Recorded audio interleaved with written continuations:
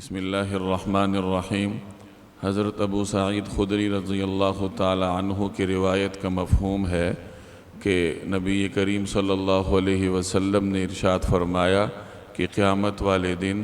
اللہ جل جلالہ اپنے ایک بندے سے سوال کریں گے کہ تم نے برائی کو ہوتے ہوئے دیکھا تھا تو اس سے روکا کیوں نہیں؟ اور پھر اللہ تعالیٰ اسے حجت سکھائیں گے، چنانچہ وہ عرض کرے گا کہ اے باری تعالی، میں نے تجھ پر اعتماد کیا اور لوگوں سے جدا ہوا۔ یہ سنن ابن ماجہ کی روایت ہے، جس کا خلاصہ یہ ہے کہ اللہ جل جلالہ ایک شخص سے برائی کو نہ روکنے کا سوال کریں گے کہ تم نے فلاں وقت میں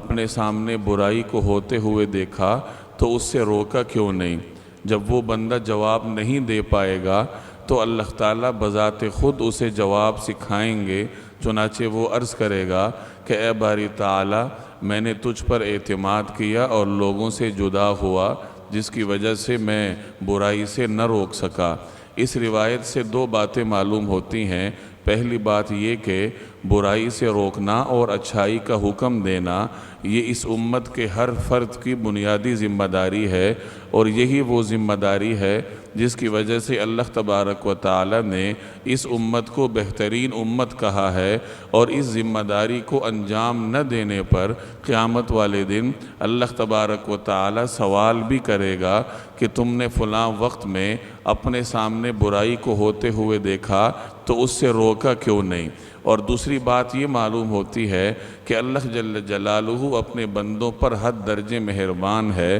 اور اللہ کی یہ رحمت قیامت والے دن اس صورت میں بھی ظاہر ہوگی کہ وہ بنفس نفیس اپنے بندے کو سوال کا جواب سکھائے گا کہ یہ جو تم سے سوال ہوا ہے اس کا اس طریقے سے جواب دو۔ چنانچہ آج جو آپ نے روایت پڑھی اس میں یہ فرمایا گیا کہ جب اللہ اس بندے سے سوال کرے گا تو اللہ تعالیٰ اسے خود جواب سکھائیں گے، چنانچہ وہ یہ عرض کرے گا کہ یا اللہ، میں آپ پر اعتماد کرتا رہا، میں نے آپ پر اعتماد کیا اور لوگوں سے جدا ہوا۔ محدثین فرماتے ہیں کہ اس کا تعلق اس بندے سے ہے جس نے کسی مصلحت کی وجہ سے برائی کو نہ روکا ہو، یا جو شخص فتنوں کے زمانے میں موجود ہو اور فتنوں کے زمانے میں اس نے ان احکام پہ عمل کیا ہو جس میں لوگوں سے ایک طرف ہو کر زندگی گزارنے کا حکم ہے۔